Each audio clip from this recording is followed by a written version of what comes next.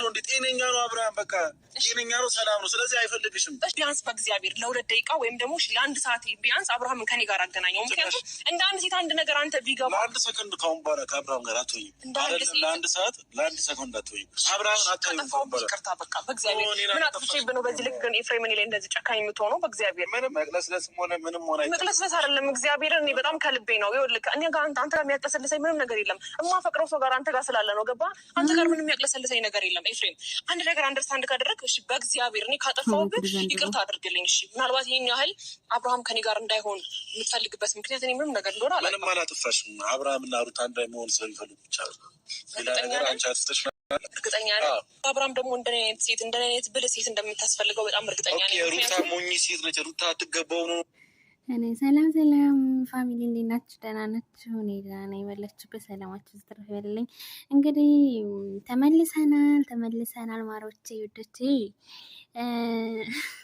እውነት ቆይታችሁ ስታዩት ማለት ነው አዲስ ነው የሚሆኑባቸው እና እሺ አብርሃም ወደ ሩታ ጋር ሄዷል ብለዋል። ደስ ይላል። እንግዲህ ሄርሜላ ያው ታውቃላችሁ እኔ ብልህ ነኝ ሩታ ሞኝነት ምናምን እያለች እንግዲህ ትቀደዳለች፣ ማሮቼ ትቀደዳለች ማለት ነው። ይሄ ተገቢ ነው ግን ነውር አይደለም።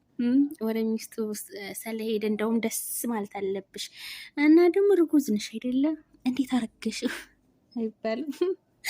ለማንኛውም ውዶቼ በጣም ነው የሚያስቀው። እስቲ ቪዲዮ እንከታተል። አብርሃም አንቺ እንደዛ ነው ሩታ ለአብርሃም አትገባው። ሩታን በጣም ጠንካራና ብልህ ሴት ነች። ራስሽን እንደማለት ነው።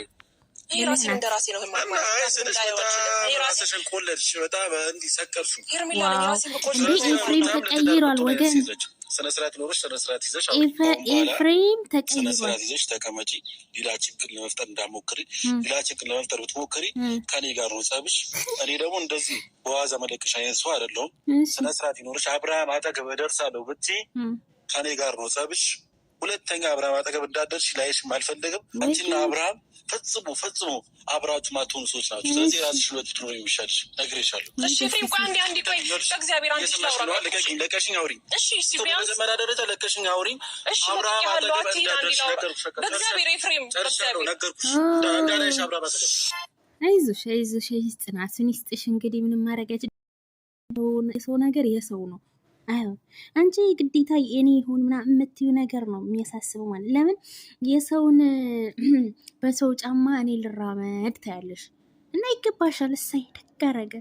እኔ ሴት ልጅ እንደዚህ ስትሆን ደስ አይለኝም፣ ግን ደግ አደረገ። እንኳን ሄደ፣ እንኳን አመለጠ፣ እንኳን ሄደ። ታንቺ እጅ የሆነ ነገር እኮ አድርገሹ ነበረ ታውቂያለሽ። በቃ አንቺን እያለ ነበር። አሁን ግን ደግሞ ሚስቴ እያለ ነው አቶ አብርሃም ማለት ነው። ጉር ነው። እስቲ ይሁን ግን አይዞሽ። አዎ ተንፍሽ በደንብ ማለት ነው።